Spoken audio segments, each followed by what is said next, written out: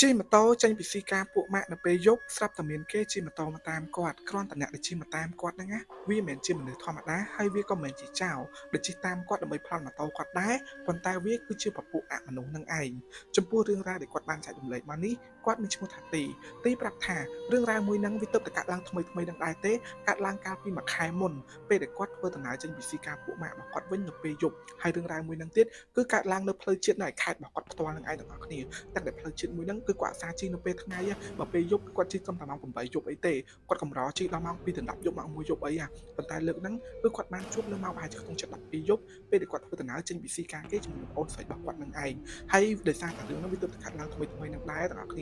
ាគាត់ថាមកដល់សប្តាហ៍ហ្នឹងគឺគាត់នៅតែនឹកឃើញដល់រូបភាពមួយហ្នឹងហើយគាត់ព្រឺសង្កល់ឲ្យខ្លាចយកហ្មងហើយដែលសំខាន់ណាឲ្យទៅពេលដែលគាត់ជិះម៉ូតូនៅពេលយប់ឡើងមិនថាជិះនៅកន្លែងណាក៏ដោយគាត់ចេះថាសម័យដល់រូបភាពមួយហ្នឹងធ្វើឲ្យគាត់ភ័យធ្វើឲ្យគាត់ខ្លាចហ្មងហើយសូម្បីតែខ្ញុំដែលជាអ្នកស្ដាប់ពេលដែលគាត់ស្ដាប់រឿងដែលគាត់ចែកម្លែកមកហ្នឹងទាំងអស់គ្នាគឺខ្ញុំមានអារម្មណ៍ថាព្រឺសង្កល់ឲ្យខ្លាចខ្ញុំចេះតែមានអារម្មណ៍ដូចគាត់ដែរទោះបីជាខ្ញុំមិនមែនជួបហេតុការណ៍ហ្នឹងផ្ទាល់ក៏ដោយគាត់ចាំបានទាំងអស់គ្នានៅម៉ោងប្រហែលជាក្នុង7 2 10យប់គាត់ក៏បានលាពួកម៉ាក់របស់គាត់នៅក្នុងរោងការដើម្បីត្រឡប់មកផ្ទះវិញមុនពេលដែលគាត់ត្រឡប់មកផ្ទះវិញហ្នឹងគាត់ក៏ទៅរកប្អូនស្រីរបស់គាត់ដែរដោយសារតែប្អូនស្រីរបស់គាត់ក៏បានមកស៊ីការគេនឹងដូចគ្នានឹងឯងទាំងអស់គ្នាគ្រាន់តែពេលដែលប្អូនស្រីរបស់គាត់មកគឺមកជាមួយនឹងពួកម៉ាក់ស្រីរបស់គេជិះឡានមកអញ្ចឹងទៅប៉ុន្តែពេលដែលទៅវិញគឺប្អូនស្រីរបស់គាត់ត្រូវជិះម៉ូតូមួយគាត់ដោយសារតែពួកម៉ាក់ប្អូនស្រីគាត់គឺគេត្រឡប់ទៅផ្ទះមុនអស់ហើយធម្មតាមនុស្សស្រីស្មែឥឡូវនៅពេលដែលគាត់ទៅការគេម្ដងគឺគាត់ពាក់រ៉ូបវិញខ្លាំងណារ៉ូបអស់ដីអញ្ចឹងនៅពេលដែលគាត់ជិះម៉ូតូគឺពិបាកខ្លាំងមែនតើពេលដែលឡើងលើម៉ូតូហ្នឹងគឺគាត់ត្រូវរបៀបថាលាត់រ៉ូបរបស់គាត់ទាំងអស់យកដាក់នៅលើផ្លូវដោយសារតែខ្លាចថារបៀបថាកណាត់របស់រ៉ូបហ្នឹងចូលក្នុងកែបម៉ូតូចូលក្នុងកាំម៉ូតូខាងអីចឹងទៅអញ្ចឹងប្អូនស្រីរបស់គាត់តាំងពីចេញពីរោងការមកគឺប្អូនស្រីរបស់គាត់ល្អរហូតដល់គ្នាគឺគាត់និយាយពីនេះពីនោះប្អូនស្រីរបស់គាត់គឺជាមនុស្សដែលនិយាយច្រើនមែនតើនិយាយអត់ចេះស្ងាត់ទេទាំងអស់គ្នានិយាយដល់ដេកលក់អីក៏មានដែរហើយគាត់ថាតាមផ្លូវដែលគាត់ជិះត្រឡប់ពីរោងការត្រឡប់មកផ្ទះរបស់គាត់វិញមានឆ្ងាយពីគ្នាទុំ20ទៅ25គីឡូហើយរបៀបថាវាស្ងាត់ខ្លាំងទាំងអស់គ្នាពេលយប់ពេលអីគឺវាស្ងាត់ខ្លាំងមែនតើហើយគាត់ថានៅតាមផ្លូវទៅវិញហ្នឹងគឺវាអត់មានពូលភ្លើងអីដែលគេដាក់នៅតាមផ្លូវដាក់អីទេហើយកន្លែងខ្លះទៅក៏មានផ្ទះប្រជាជនកន្លែងខ្លះទៅគឺមានដើមឈើធំស្ងាត់ជ្រាបអត់មានមនុស្សមានអីទេតែសំណាងល្អដែលម៉ូតូរបស់គាត់គឺអត់មានខូចអំពូលខូចអីទេអញ្ចឹងម៉ូតូរបស់គាត់គឺមានភ្លើងភ្លឺមកល្មមអាចជិះទៅបានអញ្ចឹងទៅហើយពេលដែលគាត់ជិះម៉ូតូហ្នឹងគឺជាប្រភេទម៉ូតូ PCX នឹងឯងទាំងអស់គ្នាអញ្ចឹងពេលដែលគាត់ជិះទៅតាមផ្លូវហ្នឹងអូនស្រីរបស់គាត់ក៏តែពីល្អគាត់ជិះបានប្រហែលជាក្នុង10នាទីក៏ស្រាប់តែមានម៉ូតូមួយទៀតជិះមកពីក្រោយគាត់ហើយគ្រាន់តែម៉ូតូនឹងបង្ហាញខ្លួនភ្លាមអូនស្រីរបស់គាត់លែងនិយាយទាំងអស់អូនស្រីរបស់គាត់នៅស្ងៀមរួចដាក់ក្បាលហ្នឹងទល់ជាមួយនឹងខ្នងរបស់គាត់ចេះហើយដៃបងស្រីរបស់គាត់គឺតោងជ័យអាវរបស់គាត់ជាប់ក្តិចគាត់ហើយប្រាប់ថាបើកម៉ូតូឲ្យលឿនទៅហើយដែលសំខាន់ណាស់ទាំងអស់គ្នាម៉ូតូដែលជិះនៅខាងក្រោយគាត់ហ្នឹងអត់ព្រមជីវ៉ាគាត់ទេគឺជិះនៅខាងក្រោយគាត់នៅឆ្ងាយពីម៉ូតូគាត់ប្រហែលជាខ្ទង់5ម៉ែត្រអីហ្នឹងឯងអញ្ចឹងគាត់ថាម៉ូតូនឹងគឺបើករបៀបថាបើកនៅខាងក្រោយនឹងអត់ទៅណាសោះហើយគាត់ក៏ព្យាយាមមើលតាមកញ្ចក់ម៉ូតូទៅខាងក្រោយដែរប៉ុន្តែធម្មតាម៉ូតូហ្នឹងគឺយើងមើលមុខគេអត់ឃើញទេដោយសារថាអត់មានភ្លើងចាំងទៅខាងមុខរបស់អ្នកដែលគេបើកម៉ូតូក្រោយយើងគឺអត់ចាំងទេតោះតែគេមកមុខយើងទើបគេមើលទើបយើងមើលមុខគេឃើញច្បាស់អញ្ចឹងគេជិះនៅពីក្រោយហ្នឹងអញ្ចឹងទៅអូនស្រីរបស់គាត់ប្រាប់ទៀតហើយថាអត់ទេបើកម៉ូតូលឿនតិចទៅអូនស្រីរបស់គាត់ហៅគាត់អាយអញ្ចឹងគាត់ព្យាយាមមូលលឿននៅពេលគាត់មូលលឿនណាបងប្អូនម៉ូតូហ្នឹងរបៀបថាបើកមកលឿនដែរប៉ុន្តែអត់តន់វ៉ាគាត់ទៀតគឺជាខាងក្រោយអញ្ចឹងគាត់មានអារម្មណ៍ថាចេះចំខ្លាចអ្នកជិះតាមគាត់ទៅចោលទីអីទៅគាត់គិតក្នុងចិត្តអញ្ចឹងណាបើបងស្រីគាត់គិតថាក្រិចចេះគាត់រួចថាបើកឲ្យលឿនទៅហើយបងស្រីគាត់គឺអត់និយាយអីទៀតទាំងអស់គ្នាក្រៅពីពាក្យថាបើកឲ្យលឿនទៅពេលដែលគាត់ព្យាយាមមូលទៅមុខថតទៀតម៉ូតូហ្នឹងក៏បើកវ៉ាគាត់ប៉ុន្តែបើកវ៉ាហ្នឹងមិនមែនបើកវ៉ាជិះទៅហួសទេគឺជិះនៅមុខម៉ូតូគាត់ហ្មងទាំងអស់គ្នាជិះនៅខាងមុខម៉ូតូគាត់នៅឆ្ងាយពីគ្នាប្រហែលជាខ្ទង់3ម៉ែត្រគឺជិះនៅពីមុខអញ្ចឹងណាហើយនៅពេលដែលគេមកពីមុខគាត់ហ្នឹងធម្មតានៅពេលគេជិះមកពីមុខភ្លើងម៉ូតូរបស់យើងមិនចាំងទៅលើមុខរបស់គេហើយពេលដែលគាត់ឃើញទាំងអស់គ្នាគឺគាត់ស្លុតខ្លាំងមែនតើ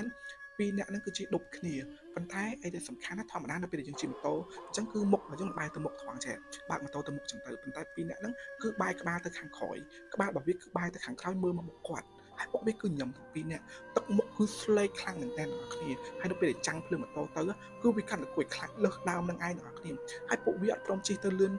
វាថាជិះទៅឲ្យលឿនទេណាគឺជិះនៅពីមុខគាត់នឹងឯងទាំងអស់គ្នាពេលដែលគាត់ព្យាយាមមូលហ្គាដើម្បីវ៉ាទៅមុខគឺវាមូលទៅតាមប៉ុន្តែវាអត់ជិះទៅណាលឿនទេគឺជិះនៅមុខគាត់ហ្នឹងហ្មងហើយពេលហ្នឹងបងទីគាត់ដឹងច្បាស់ថាអីដែលគាត់ជួបហ្នឹងទាំងអស់គ្នាវាមិនមែនជាមនុស្សធម្មតាទេមនុស្សធម្មតាណាបើកម៉ូតូបែរក្បាលទៅខាងក្រោយកើតមិនមែនបែរដូចយើងបែរមើលចំហៀងមើលអីចឹងណាគឺបែរចំទៅខាងក្រោយនឹងឯងទាំងអស់គ្នាសម័យមើលរូបភាពហ្នឹងទៅបើមិនយើងជួបហេតុការណ៍នៅពេលយប់តែយើងមានអារម្មណ៍បែបណាហើយបងស្រីរបស់គាត់ទាំងអស់គ្នាគឺលិចនោមហ្មងលិចនោមនៅលើម៉ូតូហ្នឹងណាប្រឡាក់ទាំងខោគាត់ទៀតគ្រាន់តែគាត់ឃើញថាបងស្រីរបស់គាត់លិចនោមប៉ុណ្ណឹងគឺគាត់ដឹងហើយថាអ្នកដែលជិះម៉ូតូនៅមុខគាត់ហ្នឹងវាមិនមែនជាមនុ មនុស្សយើងធម្មតាទេពេលហ្នឹងមកទីគាត់ព្យាយាមប្រាប់បងស្រីគាត់ទៅថាចេះនិយាយអ៊ីនតិចទៅនិយាយអ៊ីនតិចទៅតែបងស្រីគាត់ដឹងញ័រមកនិយាយថាអូអត់ដឹងនិយាយអីទេញ័រអស់លេងនេះគាត់តាប់ពីតោចេះ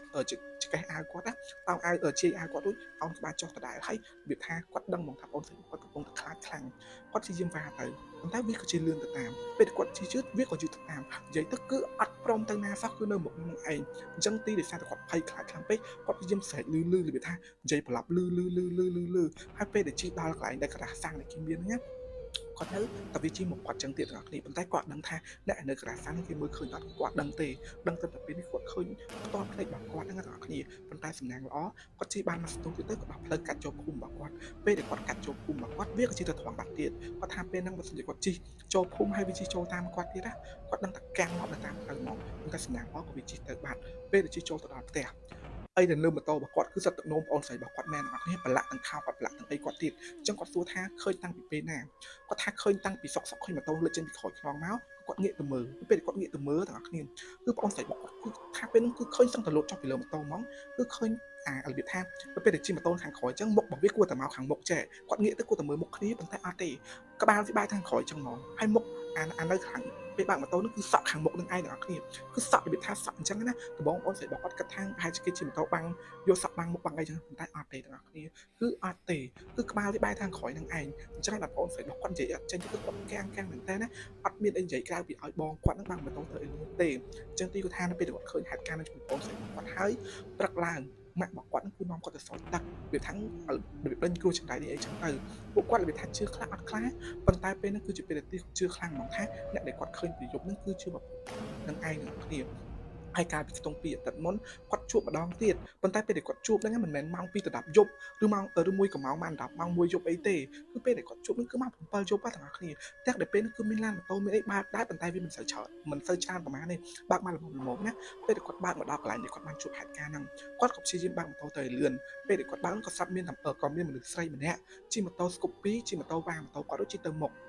ដំបងគាត់ឃើញម្នាក់ស្រីជិះតែឯងដល់ពេលដែលគាត់មើលម្ដងទៀតពេលដែលភ្លើងម៉ូតូគាត់ចាំងទៅម៉ូតូម្នាក់ស្រីម្ដងទៀតទើបគាត់ឃើញថាមានមនុស្សប្រុស2នាក់ដែលគាត់ឃើញកាលពីមួយខែមុនហ្នឹងណាគឺឈរនៅលើម៉ូតូហ្នឹងហ្មងមិនមែនអង្គុយទាំងអស់គ្នាគឺឈរនៅលើម៉ូតូខ្លួនរបស់វាបែរទៅត្រង់តែក្បាលវាបែរមកខាងក្រោយមើលមកគាត់ហើយនៅពេលដែលគាត់ឃើញអញ្ចឹងទាំងអស់គ្នាគឺគាត់ព្រឺស្បកខ្លាចខ្លាំងមែនតើប៉ុន្តែគាត់គិតថាចេះច្បាស់ជាមានអ្នកស្រួលលើម្នាក់ស្រីហ្នឹងហើយអាចនឹងគេចង់យកម្នាក់ស្រីយកអីចឹងណាគាត់ក៏ជិះតាមម្នាក់ស្រីហ្នឹងទៅផ្លេទ